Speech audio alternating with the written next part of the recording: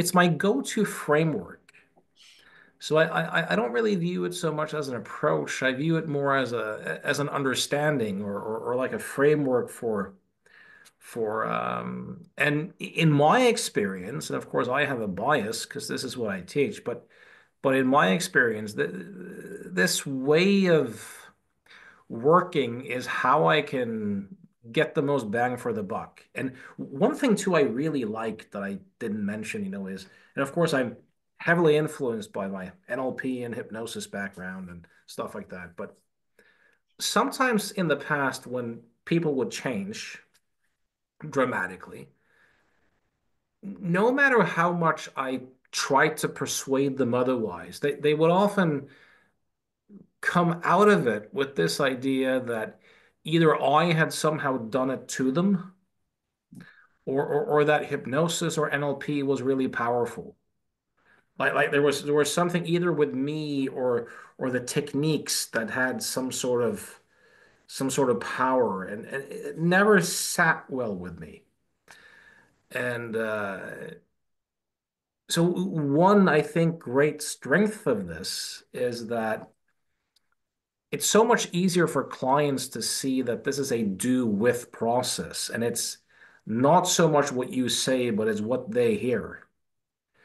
And what I've noticed in working this way for, many, many years is that clients are way less likely to attribute the changes to me or a technique. They get that they've seen something new. They discovered something about their own subjectivity. Now they might have discovered it with me as a skilled guide and in a context that I kind of arranged for them. So it's not discounting the kind of social psychology factors that go into it, but they're way less likely to attribute, let's say, special powers to me or a method or a technique. And I just think that's makes things so much cleaner and it's truer, like it's more accurate as well. So that's also something that I'm enthusiastic about. Also, finally, like almost all modalities that work with people. I mean, we use terms like hypnotherapy and we talk about depression and anxiety and we kind of use the language of the psychiatrists, which is pretty much like a disease model. You have a mental illness and this is treatment. This is how to treat anxiety and beat anxiety and these sorts of things.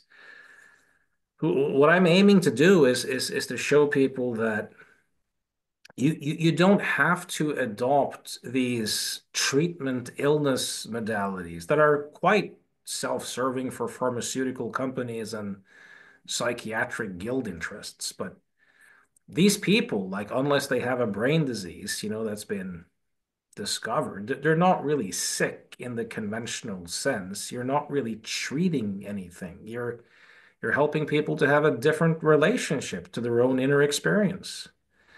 And I think it's so much more accurate and useful to be able to work with people as more of a guide. We're going to take a look at what it's like to be you and take a look at how experience work without without having a framework of therapy and treatment and stuff like that in the background. So I'm also hoping, I mean, I notice that even when I do seminars, a lot of people still use that mental illness frame and but at least for people to become more aware of that and to see if they necessarily want to